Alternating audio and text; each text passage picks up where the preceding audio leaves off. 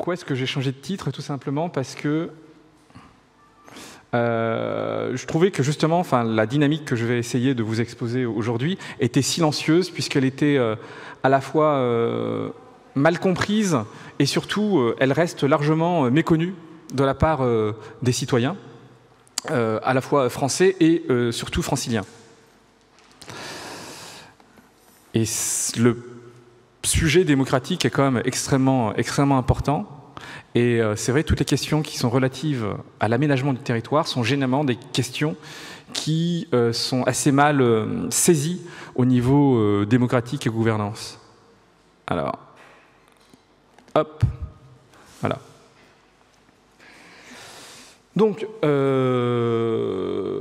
voilà, comme on est à la Sorbonne, j'avais fait un plan en 3 parties, avec une introduction et une conclusion, mais je n'ai pas respecté la règle des 3 sous-parties. Bon, ça, c'est pas très important. Alors, néanmoins, en introduction, ce que je souhaitais quand même vous rappeler, c'est que Paris est une capitale nationale depuis plusieurs siècles. Et ceci est quand même assez rare dans l'histoire mondiale des villes. Il n'y a finalement que Pékin, Istanbul et Kyoto qui ont une histoire longue de capitale nationale. Puisque, effectivement, le sort et la dynamique des capitales nationales, c'est de monter en puissance et puis de disparaître. Finalement, il y a très peu de villes au monde qui restent, à l'image de Paris, des villes aussi centrales à l'échelle nationale. Vous savez aussi que Paris a souvent été considéré comme une forme de laboratoire urbain innovant. D'ailleurs, Paris en porte aujourd'hui les traces, puisque ça a été un modèle social et urbain à l'époque des Lumières, puisqu'on y a inventé entre autres l'hygiène urbaine, puis ensuite au XIXe siècle avec l'haussmannisation, ce sont des éléments qui sont très connus, et au cours des années 70, et ça c'est en général assez méconnu de la part des Français, Paris et sa région inventent un modèle de planification urbaine. Un modèle extrêmement fort, que vous connaissez sûrement, c'est-à-dire qui est lié au déploiement du RER, des villes nouvelles, du quartier de la Défense et de l'aéroport de Roissy, ce qui permet de structurer l'organisation de l'espace francilien et d'offrir finalement une offre de travail, enfin en tout cas oui, une offre d'emploi, de travail et de logement aux nouvelles classes moyennes urbaines. Voilà. Et ces années 70 sont assez sous-estimées quelque part en France, puisque le gouvernement, enfin les gouvernements successifs ont déployé ce nouveau modèle finalement de développement urbain. Néanmoins, à la fin du XIXe siècle, Paris et son agglomération n'engagent pas leur mutation, alors qu'on est en plein phénomène de globalisation, de mondialisation de l'économie, et que les grandes villes, finalement, se concurrencent et sont complémentaires. Donc elles sont à la fois interdépendantes, puisqu'elles s'inscrivent dans une dynamique de mondialisation de l'économie, et elles sont aussi rivales. Alors, par exemple, la grande ville rivale de Paris à l'échelle européenne, c'est bien Londres. Eh bien, que s'est-il passé en 2012 ? Eh bien, d'un point de vue symbolique, c'est extrêmement fort. Paris a perdu les Jeux Olympiques face à Londres. Et cette perte finalement de la bataille renvoie bien finalement au fait que Paris et son agglomération sont un peu endormis pendant 10 à 15 ans, de la fin du XXe siècle au début des années 2000. Voilà. Et ça, c'est extrêmement important dans le cadre d'une compétition entre les villes et d'une mondialisation de l'économie. Et un petit chiffre, alors d'ici 2030, on comptera dans le monde, 600 villes de plus de 10 millions d'habitants. Ça, c'est un premier point. Et les questions qui se posent, c'est effectivement de savoir si Paris restera une grande métropole européenne, voire mondiale, ce qu'elle est toujours aujourd'hui. Elle attire toujours les investissements étrangers, entre autres. Alors que l'organisation finalement urbaine et territoriale de Paris et de l'Île-de-France était considérée un peu comme une sorte de modèle, était mise en avant donc, au cours des années 60, 70 et 80. Quel est ce nouveau modèle que l'on essaie de développer et de mettre en œuvre aujourd'hui en Île-de-France. Quels sont donc les enjeux finalement auxquels sont confrontés la métropole parisienne et la région? Et un point important, puisqu'on est en France, quelle est la nouvelle place de l'État dans l'aménagement du nouveau Grand Paris? Alors, tout à l'heure, je vous ai effectivement dit que mon titre avait changé et que j'avais qualifié la métropole du Grand Paris comme étant une dynamique silencieuse, car ignorée finalement de la majorité de la population francilienne. Cette dynamique est bien l'objet de mon exposé, et il vise donc à montrer comment aujourd'hui les pouvoirs locaux tentent de réorganiser ce grand territoire depuis les 10 dernières années, ce qui permettra aussi de redéfinir la place de Paris et de son agglomération dans l'espace national, européen, voire mondial. D'où le plan de ma présentation, où effectivement, alors très rapidement, mais face à moi, ce n'est pas un public de spécialistes, donc j'ai comme tenu à faire cette première partie qui est finalement un historique de la production de l'agglomération parisienne, qui est effectivement un produit de l'action de l'État. Donc ça, c'est un point qui est très important. On va souligner dans un second temps, d'ailleurs c'est mal inscrit, les principaux enjeux contemporains. Donc évidemment, il y en a plein, mais il y en a 3 principaux que je souhaite développer avec vous. C'est le redéveloppement des transports en commun, parce que pour ceux qui sont parisiens, français ou bien même qui viennent de l'étranger, le transport en commun, c'est un sujet quand même très compliqué en Île-de-France, qui nuit entre autres à la qualité de vie de ses habitants et de la compétitivité économique de l'agglomération. Vous savez aussi qu'il y a un manque crucial de logements, donc ça, ce sera l'objet de ma seconde sous-partie. Et enfin, donc après les transports, le logement, se pose aussi la question de la gouvernance et de la démocratie, finalement, dans le cadre d'une décentralisation de l'action publique en France. Donc la question sera de savoir, en termes de gouvernance, quel est le modèle qui est actuellement en cours de discussion. Est-ce qu'on s'oriente plutôt vers une métropole intégrée ou un maintien du socle communal? Donc ça, c'est un point que l'on verra ensemble. Enfin, on peut parler de beaucoup de choses aussi en matière d'aménagement, et je vous propose quand même de m'appesantir sur 2 outils finalement de l'aménagement. C'est un peu technique, mais je vais vous montrer comment, dans un premier temps, un outil de portage foncier, qui est très important, finalement est assez adapté à la décentralisation que l'on connaît depuis 30 ans, c'est-à-dire finalement au déclin de l'État, au profit finalement de projets qui sont portés par des communes ou des intercommunalités. Donc voir quel est le dialogue qu'entretient l'État avec les collectivités autour d'une structure très technique qui s'appelle l'établissement public foncier.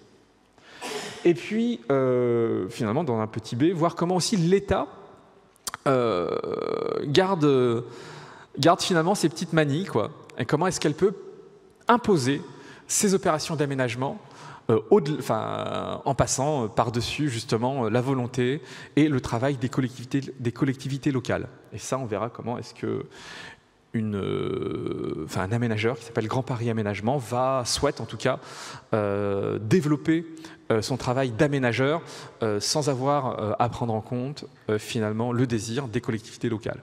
Voilà, donc ce sont 2 modèles qui s'opposent un peu.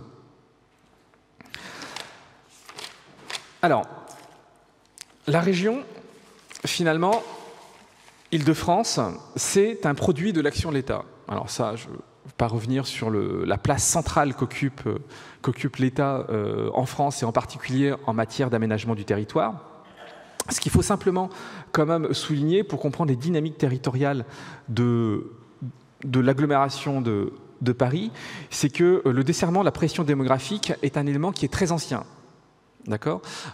Haussmann a souhaité évidemment desserrer les activités et les classes populaires dites dangereuses à l'époque de Paris, en allant les implanter à l'extérieur de Paris, et en particulier tous les entrepôts, la grande industrie, les cimetières, les hôpitaux, le logement social, les champs d'épandage, etc. Donc voilà, tous ces éléments-là ont été finalement l'objet d'une dynamique centrifuge, mais dès la fin du XIXe siècle. Et donc, assez vite, la banlieue, qui n'avait aucune unité administrative, est un domaine qui est à la fois très fragmenté et très divers. Vous avez des banlieues qui sont extrêmement bourgeoises, avec à l'ouest de Paris, des banlieues noires, c'est-à-dire des banlieues qui sont industrielles à l'est, au nord de l'Île-de-France. Des banlieues où on connaît des friches maraîchères extrêmement importantes, ou ces friches maraîchères qui, à 10 km, 10, 15, 20 km, 20 km on va dire, du centre de Paris, pendant l'entre-deux-guerres, sont l'objet de quoi? De lotissement. D'accord. Donc il y a beaucoup finalement de classes ouvrières qui ont un seul rêve, c'est d'accéder à la propriété, qui parfois autoconstruisent leurs logements, mais des logements sur des terrains qui ne sont ni viabilisés et où l'espace public finalement n'est pas aménagé et totalement sous-investi. En gros, il n'y a pas d'électricité, il n'y a pas d'eau, il n'y a pas de réseau. Donc c'est quelque chose qui est assez connu, ce phénomène, c'est ce qu'on appelle les mal lotis de l'entre-deux-guerres. Ça a quand même concerné quasiment 400 000 banlieusards sur 16 000 hectares. C'est quand même très important. Et ça a été l'objet d'un scandale finalement à la fois politique et démographique. Et ce scandale a été l'objet de deux réactions, une réaction politique et une réaction administrative. La réaction politique, vous la connaissez, c'est la production, c'est l'émergence et la création de ce qu'on appelle une banlieue rouge, d'accord ? Une banlieue communiste, avec l'élection dès 1936 sur 80 communes, on va dire, autour de Paris. Alors, le chiffre, c'est 26 municipalités qui deviennent communistes, d'accord, sur 80. Un an plus tard, élection législative, pareil, 27 députés sont élus, 27 députés communistes sont élus. Donc réaction électorale extrêmement vive, extrêmement forte, qui perdure finalement quasiment jusqu'à aujourd'hui. Alors depuis 20 ans, on assiste au déclin de ce qu'on appelle la banlieue rouge, ce qu'on appelle aussi d'une gestion municipale, communale, communiste, qui a été la représentation politique, évidemment, de ces classes populaires. Donc, et c'est ce qui a structuré, évidemment, aussi les rapports entre Paris et sa banlieue. Donc ça, c'est un point qui est comme très important. Et le deuxième point, la deuxième réaction, c'est une réaction, on va dire, technique, c'est-à-dire la mise en place d'une planification régionale. Par qui? Par l'État. Donc, je ne sais pas si on voit très bien. Alors, effectivement, en allant de gauche à droite, vous avez sûrement un peu de mal à lire, mais je vais vous exposer les choses les plus importantes. Entre 1932 et 1931, donc vous voyez, réaction finalement au mal loti. Donc, c'est ce qu'on appelle le plan PRO, le plan d'aménagement de la région parisienne, qui vise à limiter l'urbanisation, évidemment, à la contenir, dans les zones déjà urbanisées, tout simplement parce qu'il s'agissait d'embellir et d'équiper la banlieue, puisque celle-ci était surtout symbolisée par les mal lotis. Et on commence aussi à voir quoi? L'émergence d'un réseau, en tout cas la projection, la planification d'un réseau autoroutier.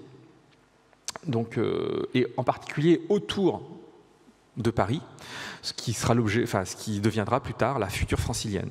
Voilà.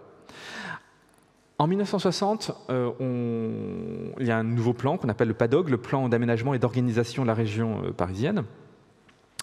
Alors, l'idée, là, c'était de limiter l'hypertrophie de Paris. Les planificateurs français considéraient que, voilà, il y avait un risque, c'était que Paris, par sa taille, sa puissance, déséquilibre le territoire français et soit un peu constitue finalement une menace pour les autres territoires et en particulier en région. Alors cette vision-là de l'aménagement du territoire prend sa source dans une vision finalement extrêmement négative de l'urbain. En gros, la ville est dangereuse pour les gens, pour les activités, tout, etc. Et donc, il faut en limiter son développement, il faut le contenir, d'accord? Et c'est au cours aussi des années 60 et 70, au-delà de la région Île-de-France, que se développent les métropoles d'équilibre, d'accord? On veut équilibrer le territoire en développant Nice, Bordeaux, enfin, vous voyez, Nancy, Metz, pour justement contrebalancer un peu le poids de la région Île-de-France. D'accord? Et ça, cette idée justement d'équilibrer le territoire français, ça source aussi, entre autres, au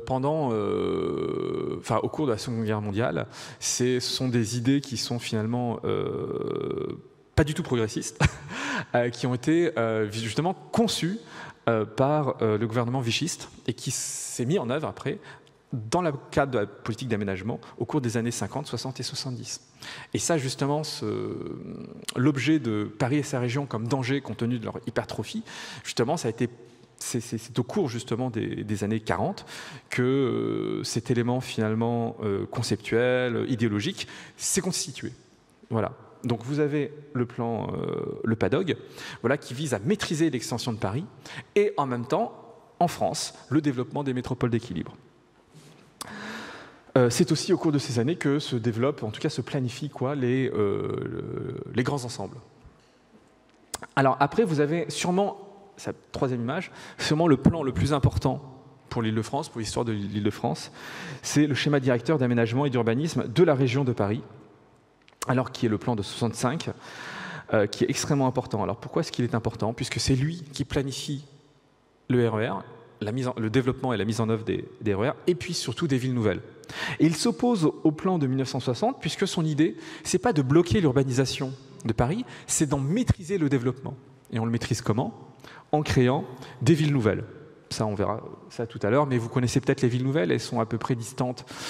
Alors ça dépend de 15 à 30, 40 km de Paris. Ce sont des pôles qui visent à absorber finalement le développement de Paris, d'accueillir une population, des bureaux, de l'activité, des universités, finalement de constituer des villes assez autonomes, reliées à Paris par le RER, donc finalement ce qui les rend très accessibles. Et donc l'idée n'est pas de bloquer le développement de Paris et de sa région, mais au contraire d'en maîtriser sa croissance en justement développant des pôles, quelque part des pôles d'équilibre que sont ces villes nouvelles. Donc ça c'est très important, la création des 5 villes nouvelles, Cergy-Pontoise, Évry, Marne-la-Vallée, Sénart et Saint-Quentin en Yvelines. Voilà. Et vous avez aussi la création de l'aéroport de Roissy. Alors, est-ce que c'est ça?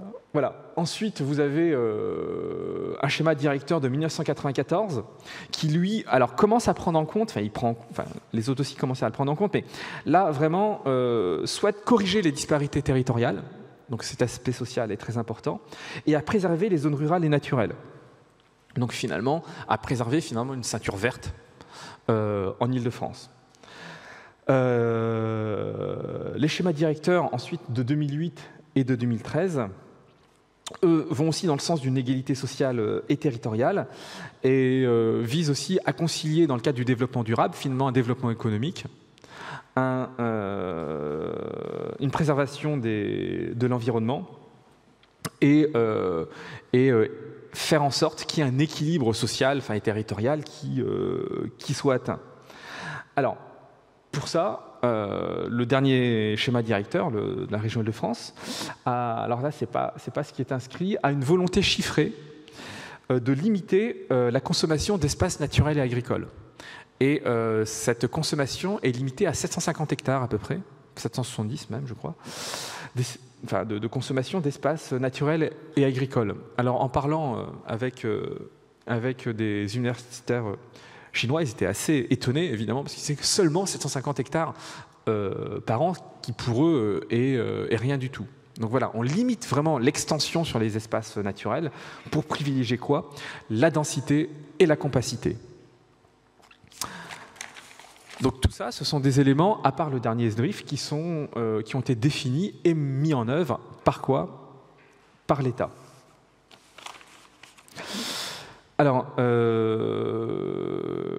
bon, finalement, cette planification étatique, elle a eu beaucoup de succès, puisque, enfin voilà, on va prendre seulement un seul critère, c'est que on se rend compte que, enfin surtout le schéma directeur de 65, la mise en œuvre des éléments de planification ont permis de maîtriser la croissance du développement francilien. Alors, deux cartes, je vais vous montrer une carte qui souligne l'évolution annuelle de la population entre 75 et 1990. Donc là, on voit bien qu'il y a une... alors en vert, vous voyez, enfin là c'est plutôt en jaune ou orange. Donc ce sont des petits points qui indiquent une baisse de la population, et en particulier à Paris, et de la première couronne. Au profit de quoi, finalement? Des villes nouvelles que l'on voit bien sur la carte, qui sont finalement les gros points, enfin les gros points de fixation finalement de la croissance démographique de l'Île-de-France. Donc là, ça indique vraiment qu'il y a un résultat finalement qui est conforme aux objectifs que l'État s'était alloué, c'est-à-dire à maîtriser la croissance urbaine et démographique en des villes nouvelles, donc en des points, voilà, bien délimités. Donc ça c'est très important. Alors, entre 90 et 2009, on observe quoi? Finalement, une dynamique qui est un peu inverse, un peu un retour au centre de la population. Alors, ce retour au centre, il s'explique par plusieurs raisons. D'une part, c'est parce qu'il y a une redensification de la première couronne. Finalement, vous avez un recyclage des friches industrielles, puisque auparavant vous aviez évidemment beaucoup d'usines et tout, etc., dont le modèle n'était plus en accord avec le modèle économique de la fin du XXe siècle, donc qui ont dû abandonner les terrains, et ces terrains finalement ont été l'objet d'un recyclage, quoi, foncier et urbain, pour construire quoi? Des bureaux et du logement, et surtout du logement. Donc là, c'est ce qu'on voit en première couronne, tous les petits points rouges. Les villes nouvelles gardent toujours une forme d'attractivité, d'accord? Et surtout, vous avez un retour au centre, donc en première couronne, et à Paris. Alors à Paris, pourquoi? Parce que Paris a perdu beaucoup d'habitants au cours des 30 dernières années, sauf depuis 15 ans. Tout simplement parce qu'on observait beaucoup de vacances à Paris. Et cette vacance-là a beaucoup diminué. Alors j'ai quelques chiffres. Alors, on va faire un petit retour sur cette carte-là. Entre 75 et 90, la moitié de la hausse donc, de la population est absorbée par les villes nouvelles.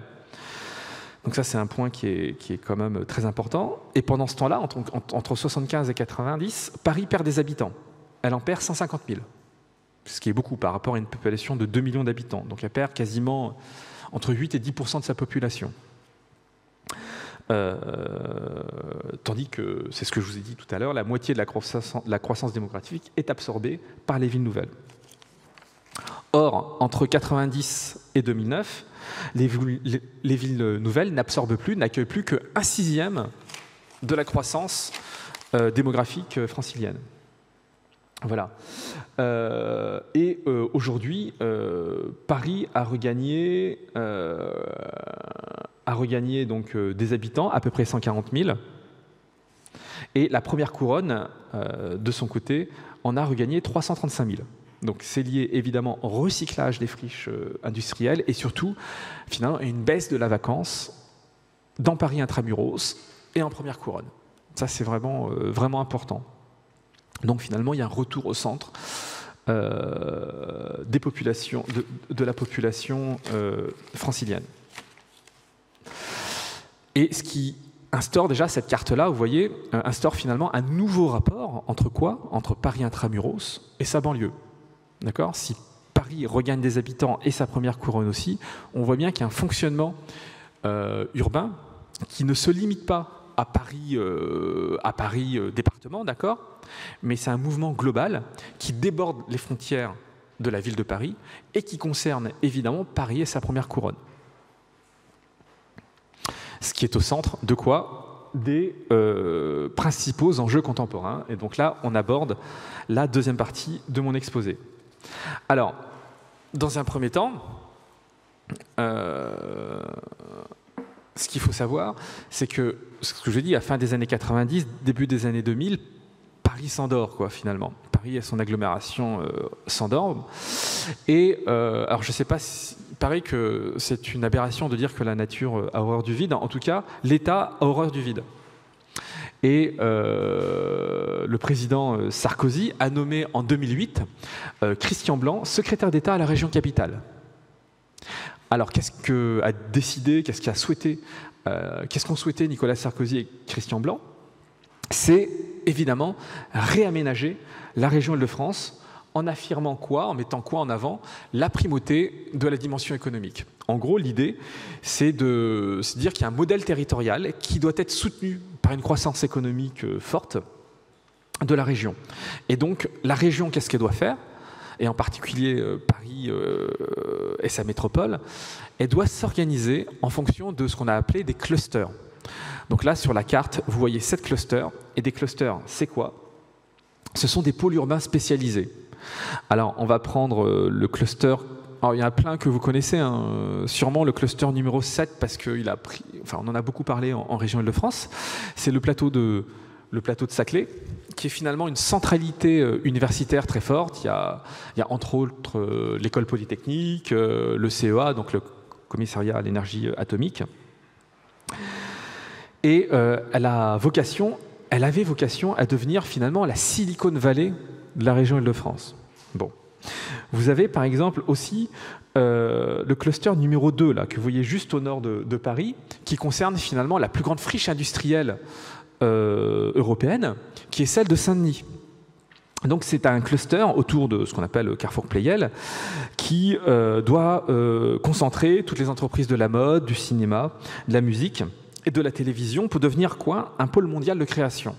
Donc voilà. Donc vous voyez, vous avez une spécialisation finalement territoriale sous forme de clusters. Et là, je ne vais pas vous détailler l'ensemble des 7 clusters, mais vous avez une spécialisation à la fois économique et même derrière résidentielle de ces morceaux de territoire. Donc l'idée étant donc de définir ces clusters et de les relier par quoi? Par ce qu'on a appelé donc le Grand Paris, qui est donc un métro automatique. Et là, vous le voyez, ce sont les lignes en orange, voilà, et ça forme un grand 8. Voilà, on a appelé ça le grand 8 de Christian Blanc. L'idée étant de relier les clusters entre eux, et évidemment à quoi? Aux grandes gares et aux aéroports. Voilà, l'idée étant vraiment de proposer un développement à la fois, enfin un développement territorial basé sur quoi? Sur le développement économique. Alors, ce grand métro automatique, c'était comme 130 km de lignes de métro. C'était vraiment, enfin, c'est vraiment un projet qui est vraiment d'importance. Néanmoins, il a été l'objet de nombreuses critiques. Parmi ces critiques, il y a une critique un peu finalement territoriale et sociale, qui est que Christian Blanc proposait un nouveau métro automatique avec très peu de stations. Donc ça ne répondait pas aux besoins de la population. La population francilienne n'a pas forcément besoin de se déplacer de cluster en cluster. Elle a plutôt besoin de se déplacer de périphérie en périphérie, en fonction de quoi, justement, de distances qui sont plutôt courtes. Donc ce nouveau schéma de transport ne correspond pas évidemment aux besoins et aux nécessités de déplacement de la grande majorité de la population. Deuxièmement, ces clusters-là, cette logique de cluster, donc de spécialisation, brise finalement les capacités d'hybridation des entreprises, puisque finalement les entreprises, pour développer des projets innovants, des activités innovantes, elles ont besoin de quoi? Finalement, d'être finalement très proches les unes des autres. Elles n'ont pas besoin de toutes se regrouper en un cluster, mais elles ont besoin d'être très différentes. Évidemment, là, je vous ai parlé du plateau de Saclay et puis de Pleyel. Les entreprises donc de Pleyel et du plateau de Saclay, pour justement développer des modes d'organisation, de production vraiment innovantes, performantes, ont besoin au contraire d'être très proches les unes des autres. Donc ça, voilà, ça va à l'encontre finalement de ce que projetait Christian Blanc. Et enfin, la troisième grande critique, elle aussi économique, c'est que ce projet-là faisait fi finalement de ce qui existait, et en particulier des atouts économiques de la région Île-de-France.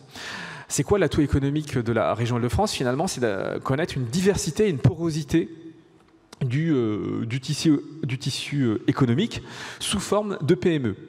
Or, il est difficile de délocaliser une PME justement spécialisée, je ne sais pas, dans la création, mettons, audiovisuelle. C'est difficile de l'extraire de son écosystème local, tout simplement, pour la réinstaller dans un cluster, et en l'occurrence dans le cluster de Playel, par exemple. Ça, c'est un exercice qui est très, très compliqué.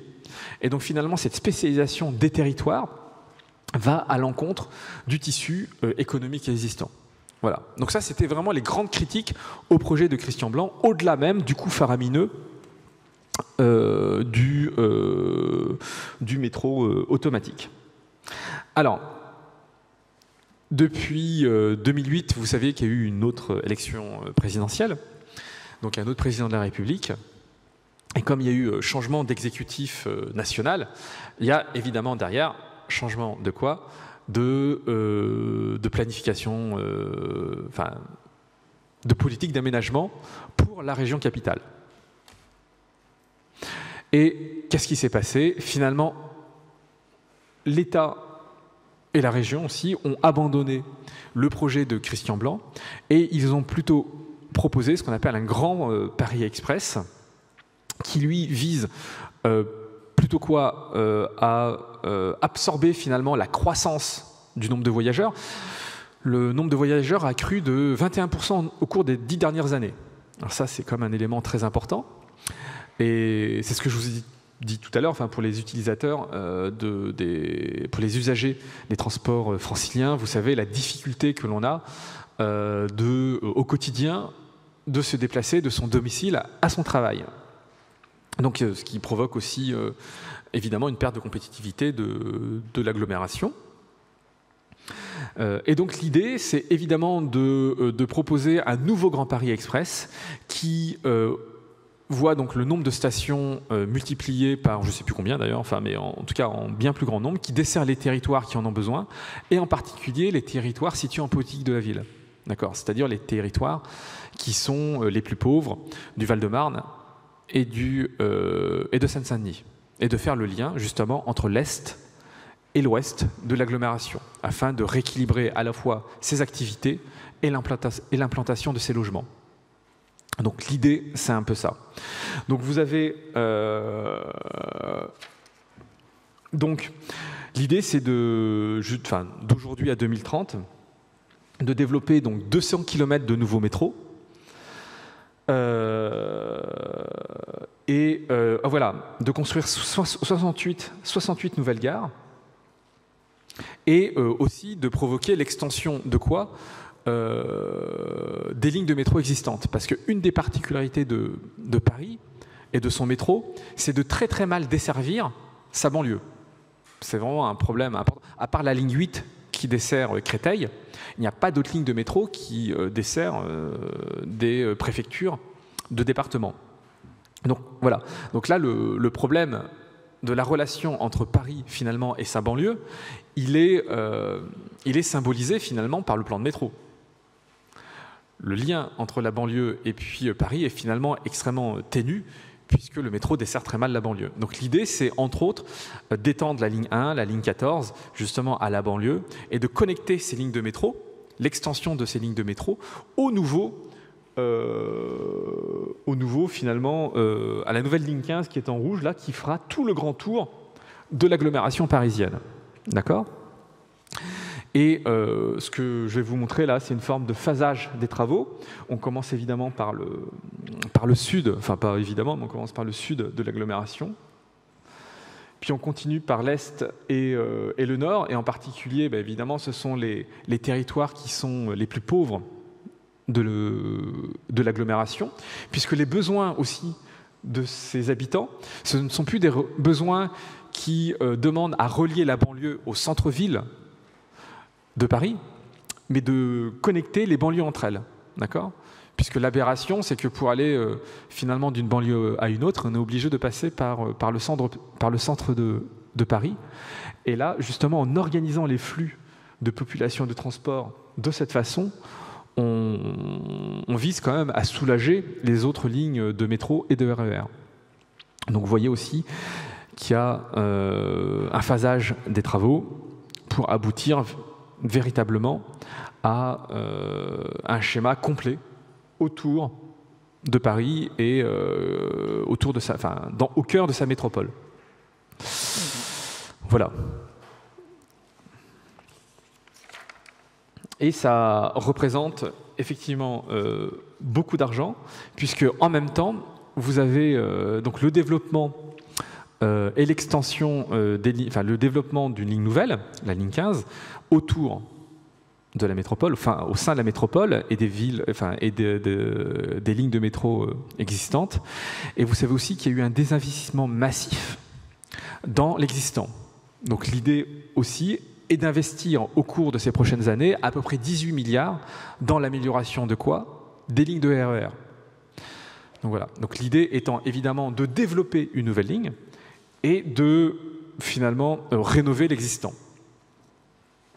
Il y a à peu près 2 ans, je crois, s'est rappelé à nous l'état délabré finalement du réseau avec l'accident William dans le 91, l'accident de train qu'il y a eu lieu, voilà, et qui a malheureusement créé quasiment 10 morts.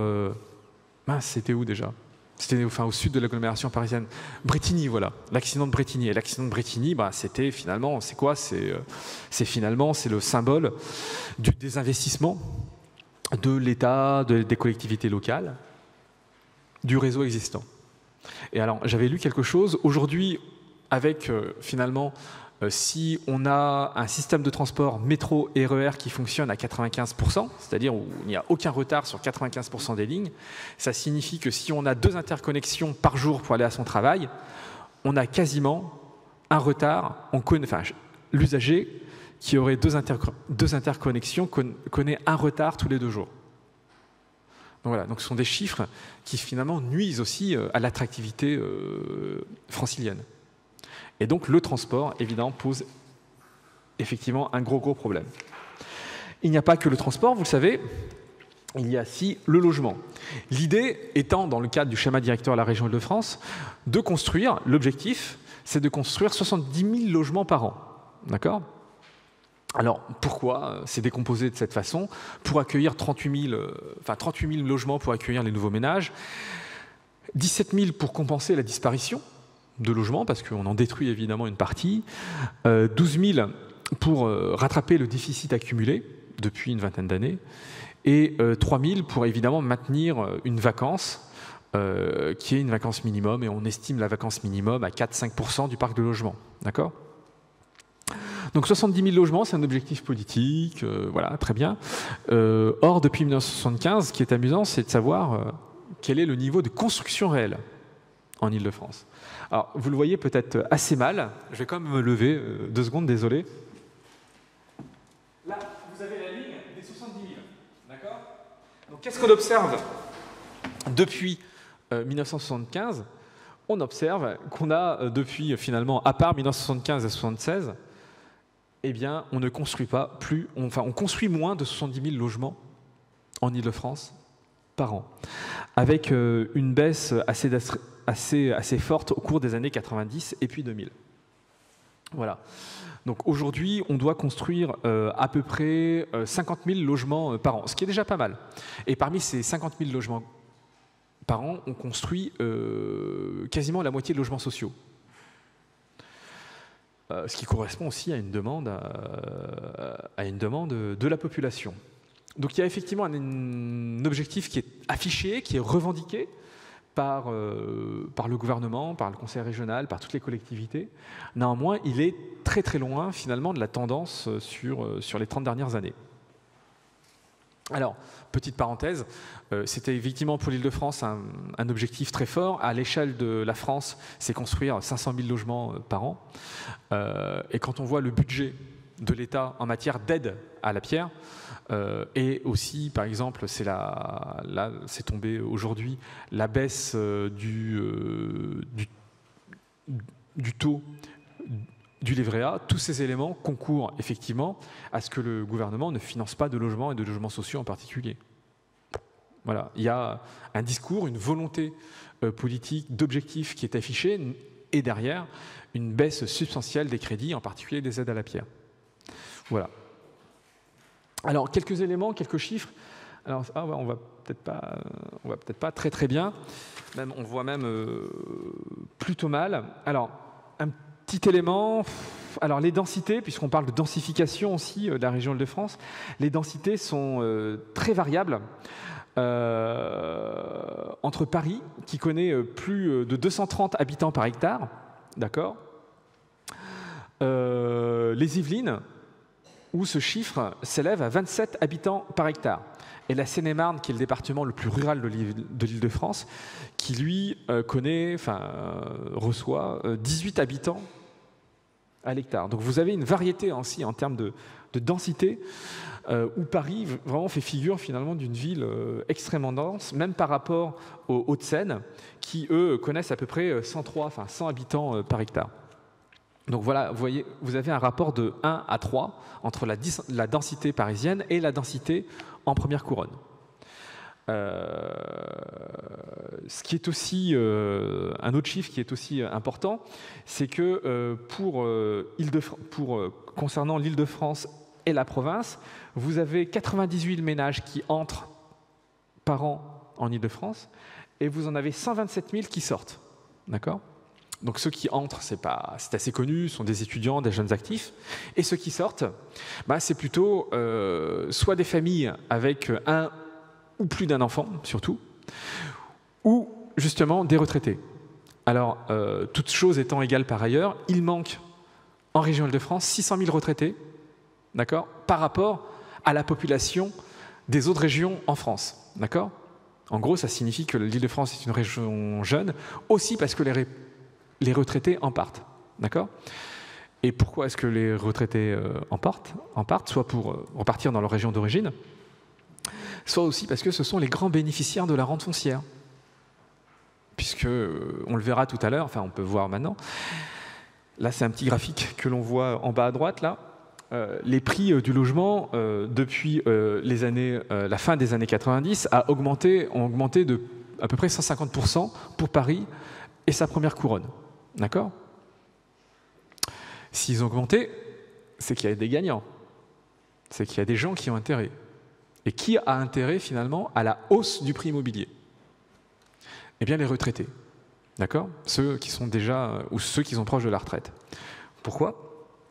Tout simplement parce qu'ils sont propriétaires et qui bénéficient de la rente puisqu'ils revendent finalement ces biens à des prix quand même extrêmement élevés pour ensuite acquérir un logement évidemment beaucoup plus vaste en région et en particulier le long des littoraux où les prix immobiliers ont cru de façon importante mais de façon quand même beaucoup moins importante qu'en région Île-de-France. D'accord ? Donc il y a eu des bénéficiaires de la rente et ces bénéficiaires, vous le savez, ils votent. Ce sont eux qui votent, ils ne s'abstiennent pas. Donc quelque part, c'est assez... Enfin voilà, si les prix se maintiennent à un niveau aussi élevé, c'est aussi parce que des gens y ont intérêt. Et ceux qui ont intérêt, ce sont les personnes qui votent. Voilà. Ça, c'est un point qui est assez important. Et donc, dans le petit graphique en bas à droite, avec une courbe rouge ici, vous avez un décrochement finalement de l'évolution des revenus, qui est la courbe en bleu, et évidemment des prix de l'immobilier. D'accord ? Donc ce décrochement-là fait que, par exemple, le marché parisien de l'accession à la propriété est un marché qui n'est pas un marché. D'accord ? Parce qu'un marché, c'est des acquéreurs et des nouveaux acquéreurs. D'accord ? Et ce sont des primo-accédants aussi, surtout. Or, 98% des transactions immobilières dans Paris concernent des ménages qui sont déjà propriétaires de leurs biens. D'accord ? Donc ça exclut totalement les primo-accédants. Donc pour devenir propriétaire à Paris, en gros, pour résumer, il faut déjà être propriétaire à Paris. Donc finalement, Paris n'est plus un marché immobilier. D'accord? C'est une rente. C'est rien d'autre.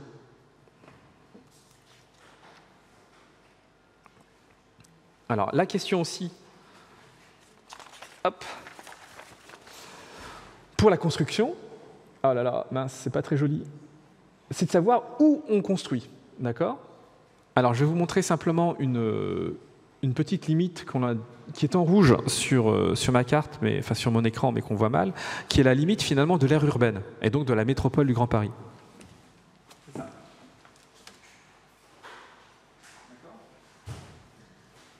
Et le reste, c'est la région Île-de-France. Et donc, on constate, depuis les 20 dernières années, parce que ça c'est une carte de la construction depuis les 20 dernières années, on constate qu'on construit où? Aux marges de la métropole. D'accord? Et ça c'est un élément qui est très très important. Et les marges de la métropole, ce sont des marges qui sont sous-équipées. Parce que vous avez en aplat foncé, vous avez une typologie des équipements. Et plus c'est foncé, plus ce sont des espaces, des villes, des intercommunautés qui sont bien équipés. Alors, équipements culturels, évidemment, sportifs, universitaires, alors qu'est-ce qu'il y avait aussi? Hôpitaux, enfin voilà, d'accord? Tous les grands équipements publics. Vous avez un gradient centre-périphérie, et là, ce qu'on constate, c'est le hiatus entre la construction, d'accord, qui a plutôt tendance à se localiser justement en zone où il y a un sous-équipement finalement de ces espaces, d'accord, et donc à la limite ou en plein périurbain. Donc la question dont vous avez entendu parler, c'était la question finalement d'une forme d'abandon ressenti du périurbain, où vous avez donc ces nouveaux accédants à la propriété, qui sont finalement les petites classes moyennes, voilà, avec 2 enfants, par exemple, qui évidemment pour échapper à la pression immobilière, vont construire et vont s'installer à 15-20 km du centre de Paris, d'accord ? Et ils vont s'installer où? Dans des territoires qui sont quelque part, qui n'ont pas d'hôpital, qui n'ont pas d'équipement culturel, etc., etc. Et donc finalement qui sont sous-équipés à l'échelle de la région Île-de-France. Donc là, vous avez ce petit hiatus entre la construction, finalement, une construction qui se développe en zone ou justement aménagée de façon incomplète. Voilà. Et c'est surtout en limite de la métropole. Et ça, c'est un point qui est important, puisque entre la métropole de Paris, qui se constitue comme étant un noyau assez homogène, assez dense, et tout, etc., et ça limite sa périphérie, vous voyez qu'il y a un effet frontière où vous pouvez avoir une rupture finalement entre des habitants qui seraient juste à la limite de la métropole du Grand Paris, et puis ceux qui sont au contraire inclus déjà dans la métropole du Grand Paris. Donc là, il y a des effets de frontière qui peuvent être un peu inquiétants à l'avenir.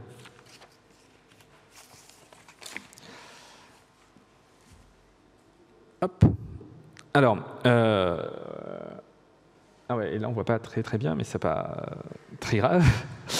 Donc la question qui se pose après avoir abordé le transport, le logement, c'est celle finalement de la gouvernance, donc qui est une question assez démocratique, parce que vous savez que depuis 30 ans, vous avez en France une série de lois qui sont liées à la décentralisation, c'est-à-dire que vous avez des prérogatives, des pouvoirs qui sont évidemment donnés aux maires, aux intercommunalités.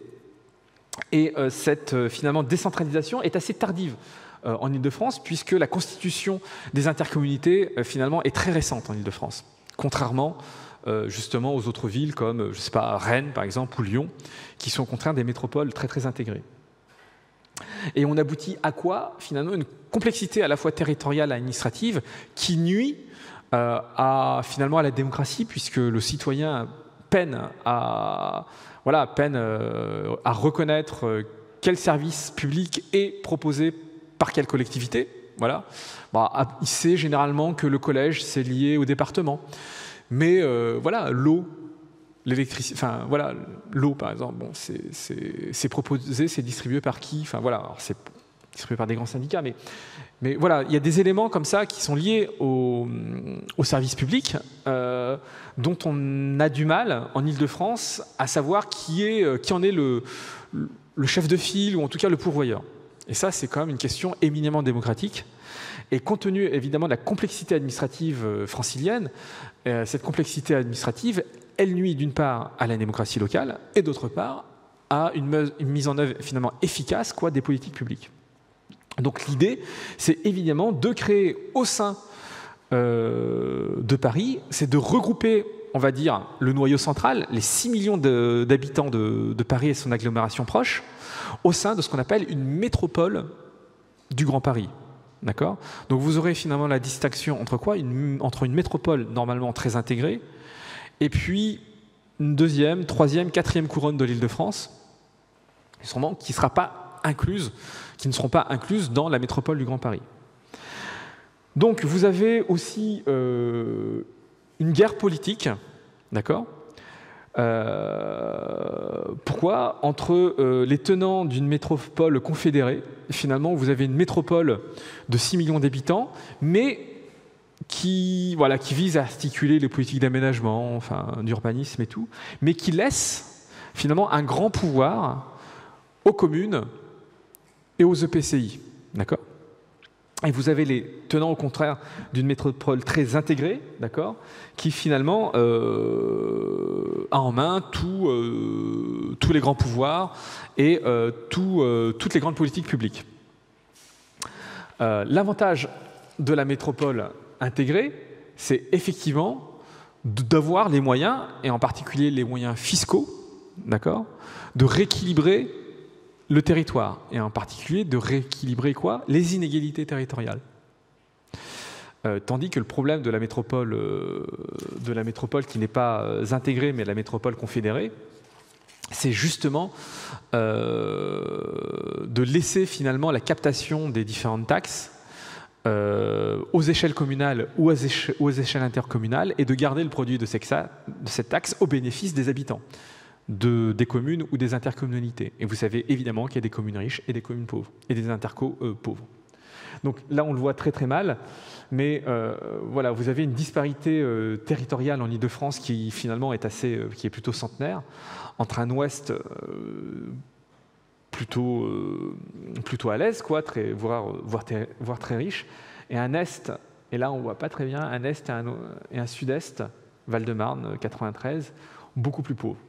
Et donc l'idée d'une métropole intégrée, ce serait évidemment de pouvoir redistribuer la fiscalité et donc comme ça d'atténuer les disparités territoriales. Alors, la métropole du Grand Paris, telle qu'elle est, apparemment là, elle a été approuvée en commission mixte paritaire. Elle est confrontée à la résistance des élus locaux. Ils souhaitent quoi, les élus locaux ? Ils souhaitent garder, quel est le grand pouvoir d'un élu local ? Ce n'est pas forcément de gérer les places de crèche, mais c'est surtout de gérer sa politique d'aménagement et d'urbanisme. Le pouvoir du maire, c'est le pouvoir foncier. En gros, le maire, il a la possibilité de définir les règles du jeu avec ce qu'on appelle le plan local d'urbanisme. C'est lui qui dit, voilà, ici on va construire ça, ça et ça, avec tel niveau, telle densité, voilà, pour tel type de population quelque part aussi, puisque si dans un document d'urbanisme vous avez une taille de parcelle minimum à 800 mètres carrés, là, vous savez que vous avez tiré évidemment un type de population aisée. D'accord ? Si vous aussi demandez dans votre document d'urbanisme de respecter son histoire patrimoniale et d'avoir non pas des ardoises, mais une tuile qui corresponde évidemment à l'architecture vernaculaire, mais qui derrière coûte extrêmement cher, là, vous voyez aussi que vous triez la nouvelle population qui souhaiterait s'installer sur votre commune. D'accord ? Donc, ils souhaitent garder les règles du jeu, donc la définition du plus, et accorder quoi ? Le permis de construire. D'accord ? Donc ça, c'est deux outils de maîtrise du développement d'une commune et du développement, finalement, aussi de sa population. Parce que c'est une façon de trier la population. Donc, ils souhaitent ça, c'est la raison pour laquelle, aujourd'hui, il n'y aura pas de PLU métropolitain. D'accord? Il n'y en aura pas. On gardera des PLU communaux ou intercommunaux. Donc ça, c'est un point important. Et la question aujourd'hui, là aussi, c'est la question, ce que je vous ai dit tout à l'heure, des transferts financiers. C'est-à-dire que la captation des différentes taxes, en particulier des taxes d'aménagement, des taxes locales, enfin, tout, etc. Est-ce que tout ça va être centralisé pour ensuite être redistribué à l'échelle de la métropole? Ou au contraire, est-ce que ça va toujours être capté par certaines intercommunalités qui finalement sont assez proches d'un point de vue social? Donc ça, ce sont vraiment des enjeux qui sont extrêmement importants, quoi. Alors pour les Parisiens qui sont propriétaires, le logement est cher, mais la taxe foncière est quasiment inexistante à Paris. Les niveaux de taxe foncière et de taxe d'habitation sont extrêmement faibles. Alors pour vous donner une classe, je sais pas, un ménage qui peut gagner, mettons, 6 000 € par mois à Paris, qui est propriétaire de son logement, paierait quoi, 200, 300 € par an de taxe foncière. Ouais, ils habitent à 80 mètres carrés, voilà. Alors que juste à côté, une commune pauvre du 93, à Montreuil, mais Montreuil, ville de 100 000 habitants, qui touche Paris, hein, juste à l'est, et ben pour le même logement, ouais, un tout petit peu plus grand parce qu'on est à Montreuil, donc 100 mètres carrés, alors lui, enfin ce ménage-là, paierait à peu près entre 3 000 et 4 000 € de taxe foncière. Donc vous voyez, alors la taxe foncière est élevée justement dans les communes pauvres, tout simplement parce que les communes pauvres n'ont pas de ressources propres. Donc là, vous avez aussi une inégalité qui est assez criante, finalement, entre une population parisienne qui bénéficie évidemment de l'installation de sièges sociaux puissants, riches et tout, etc., et qui donc ne fait pas payer la charge des équipements à ses habitants, tandis que les communes pauvres, elles font payer la charge de ces équipements à qui, finalement? À ces classes moyennes et à ces populations qui elles-mêmes ne sont pas très aisées. Donc voilà, c'est le type de disparité, d'inégalité territoriale qu'une métropole intégrée pourrait, enfin en tout cas viserait à réduire. Mais aujourd'hui, on n'en est pas là. Donc voilà, et l'idée aussi, c'est que la métropole, elle doit être créée en 2016, mais après 2016, il y a 2017. Ça, c'est pas une surprise, mais je suis filmé en disant ça, c'est une horreur. Mais 2017, c'est la nouvelle élection présidentielle. Donc là aussi, 2017, on pourrait peut-être tout revoir, non pas repartir à zéro, mais voilà, vous savez que les enjeux en termes politiques sont très très importants. Et la question sera de savoir qui gouvernera cette métropole. Voilà. Donc si on a une métropole gouvernée par, je ne sais pas, un exécutif local de gauche, et qu'on a un président de la République de droite, donc vous voyez que, évidemment, l'idée de l'exécutif national sera de donner beaucoup moins de pouvoir à l'exécutif local, qui sera puissant, mais voilà, l'idée sera de donner beaucoup moins de pouvoir, alors que si les deux exécutifs, à la fois nationaux et locaux, sont plutôt du même bord, là, à la limite, ça pourra participer finalement à une montée progressive et en puissance de la métropole du Grand Paris. Voilà, donc 2016, création de la métropole du Grand Paris, 2017, élection présidentielle, et je pense que c'est en 2017 que tout sera vraiment établi. Donc voilà. Donc ce que j'ai cherché à vous montrer là assez rapidement, ce sont les dynamiques à la fois sociales, résidentielles, de transport. Vous voyez que ça, finalement, ça modifie plein de choses, et en particulier la relation de Paris intramuros et de sa banlieue, et de la métropole du Grand Paris, avec des aires, enfin avec une région qui est beaucoup plus vaste, quoi. Et toutes ces dynamiques de population, d'activité, je n'ai pas à montrer évidemment la déconcentration de l'activité de l'emploi à l'échelle régionale, hein, mais évidemment les dynamiques urbaines ne s'effectuent pas seulement à l'échelle stricto sensu intramuros de Paris, ni même à l'échelle métropolitaine, mais à des échelles encore beaucoup plus larges. Et donc le but du jeu, là, c'est bien d'articuler toutes les échelles. Et est-ce qu'on en est capable aujourd'hui? La réponse, me semble-t-il, est assez claire, non. Est-ce que le réseau de transport, ce nouveau de transport, suffira évidemment à mieux articuler tous ces territoires entre eux? Non, mais ce sera déjà un très très grand pas. Seulement, la fin des travaux, c'est quand même 2030-2035. Voilà, donc c'est sur le temps long. Et d'ici là, il y aura peut-être aussi d'autres dynamiques, d'autres crises économiques, enfin voilà, qui viendront perturber tous ces projets, quoi. Donc voilà. Donc ces deux premières parties, enfin je l'espère, visaient quand même à vous montrer justement un peu ce jeu d'échelle qui est très compliqué, ces dynamiques qui vont au-delà des simples échelles communales et intercommunales, et les problèmes que l'on connaît depuis quand même la fin des années 90, et comment justement l'État, les collectivités locales visent justement à redévelopper la région et la métropole pour justement essayer de la maintenir à un niveau européen, voire mondial. Alors en termes d'aménagement, ce que je souhaite vous montrer dans cette troisième et dernière partie, c'est vous montrer finalement que, c'est deux exemples. Un outil qui s'appelle l'établissement public foncier. Hop. Oh mince. Voilà. Qui est l'établissement public foncier. Bon, il y en a 4 en Ile-de-France, mais ils vont être unifiés dans quelques mois. Alors, l'idée, c'est quoi? C'est quoi un EPF?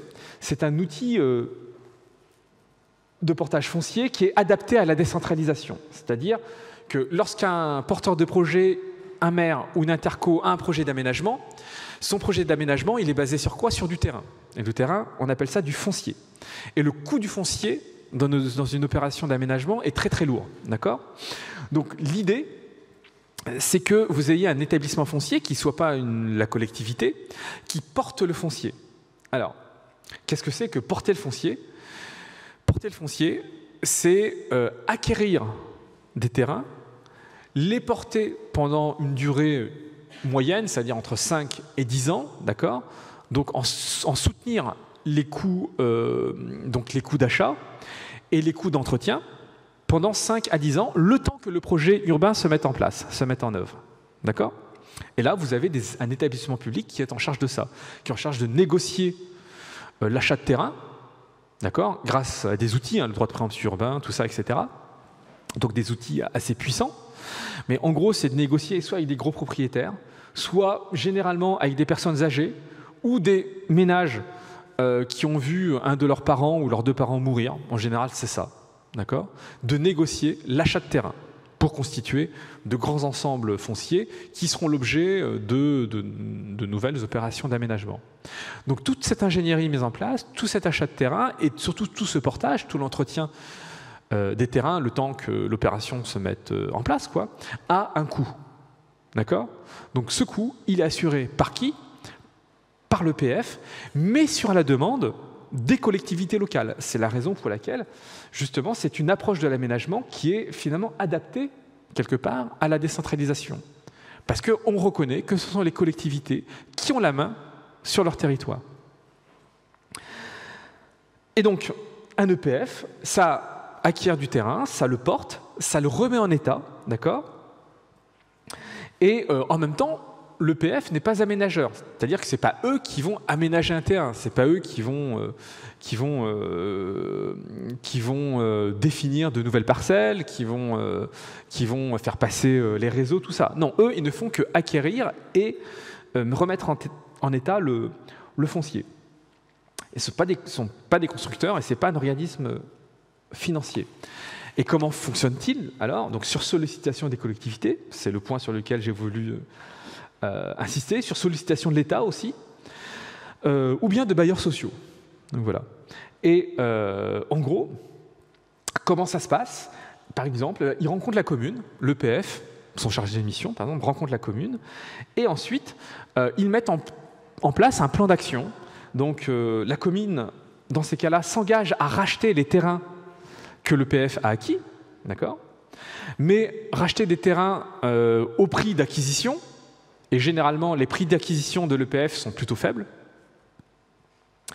La commune s'engage contre une acquisition à un coût réduit à construire une part de logement social, et en général en région Île-de-France, c'est 30% minimum de logement social, d'accord ? Le porteur de projet s'engage aussi à une densité minimum, donc ce sont des projets en général assez compacts. s'engage aussi à ce que la qualité des bâtiments respecte des normes environnementales assez solides. D'accord ? Donc voilà. Alors je vais vous donner un exemple à Alfortville, dans 1994. Qu'est-ce qu'a fait donc l'EPF ? Ils ont acquis donc 32 000 m² de terrain pour y développer quoi ? 376 logements, dont la moitié qui correspond à ce qu'on appelle des résidences sociales, d'accord ? Donc c'est pas du logement social, mais ce sont des résidences sociales qui accueillent un public en difficulté, et à développer aussi 6 000 m² d'activité. Donc vous voyez, ils développent non seulement des logements sociaux, mais aussi de l'activité économique. Et aussi de l'espace public. Voilà, ces terrains-là ont aussi l'objet du développement d'un terrain de sport, de nouvelles voiries, etc. Donc vous voyez, cette opération, par exemple, à Alfortville, n'aurait pas pu se développer sans l'action de l'EPF. Donc, pour moi, l'EPF est un outil d'aménagement, en tout cas de portage foncier, qui correspond finalement aux demandes et aux souhaits de collectivités locales. Néanmoins, l'État développe aussi actuellement ce qu'on appelle Grand Paris Aménagement. Je vous ai parlé des villes nouvelles tout à l'heure. Elles ont été développées par une agence foncière et technique qu'on appelle l'AFTRP. D'accord ? Et l'AFTRP, c'était un gros outil de portage foncier, d'acquisition de portage foncier et surtout d'aménagement. Ils ont développé les villes nouvelles. Donc, outil extrêmement puissant. L'AFTRP se fait un peu vieillissante et tout, etc. Et là, est en cours de transformation pour devenir Grand Paris Aménagement. Et évidemment, compte tenu des problèmes de transport et surtout de manque de logements en Ile-de-France, l'État a une solution. Finalement, c'est une solution classique qui vise à finalement redévelopper une intervention traditionnelle de l'État, c'est-à-dire de passer outre les collectivités locales, d'accord, et de développer ce qu'on appelle des opérations d'intérêt national. Et la particularité de ces opérations d'intérêt national, c'est qu'elles font fi des PLU, des plans locaux d'urbanisme, et que c'est l'État qui se délivre à lui-même le permis de construire. Donc c'est une intervention extrêmement finalement puissante et finalement venant d'en haut de la part de l'État pour développer quoi ? Du logement, et du logement social en particulier. Donc l'État transforme son AFTRP en Grand Paris Aménagement pour développer du logement alors on le voit encore très mal, mais là vous avez des pastilles très foncées, dans des futures opérations d'intérêt national, d'accord, pour justement, sans prendre en compte la collectivité locale. Donc ça, c'est un élément qui est très très important finalement, qui est un régime dérogatoire au droit commun, où l'État intervient de façon finalement très traditionnelle pour imposer ces projets. Alors, les questions ouvertes finalement en guise de conclusion, c'est que, pour en revenir au titre de mon exposé, qui est « La métropole du Grand Paris, une dynamique silencieuse », donc vous avez finalement un phénomène de métropolisation qui est connu et qui réarticule les relations entre Paris, sa banlieue, sa deuxième, sa troisième et sa quatrième couronne. Évidemment, les questions d'aménagement de la métropole parisienne dépassent, me semble-t-il, l'échelle de métropole. Et si aménager l'Île-de-France, c'est prendre en compte évidemment les transports, le logement, le développement économique que je n'ai pas développé ici et les questions de gouvernance, mais donc ça fait au moins 3 points sur 4 que j'ai développés avec vous. Le problème, c'est qu'on a une vision qui se limite finalement au développement et à la planification de quoi ? De la région Île-de-France. Or, la région Île-de-France, ce n'est pas un isolat, d'accord ? Elle s'intègre dans une politique d'aménagement au moins nationale. Or, aujourd'hui, en France, la difficulté, c'est que la politique d'aménagement française est finalement assez peu développée, d'accord ? Elle manque de consistance, d'accord ? Donc c'est vrai que Paris, finalement, et sa région pâtissent de quoi ? D'un manque d'ambition, finalement, en matière d'aménagement du territoire national. D'accord ? Il n'y a pas de doctrine claire sur ça. Il n'y a pas de moyens non plus engagés pour développer, pour aménager l'espace national. D'accord ?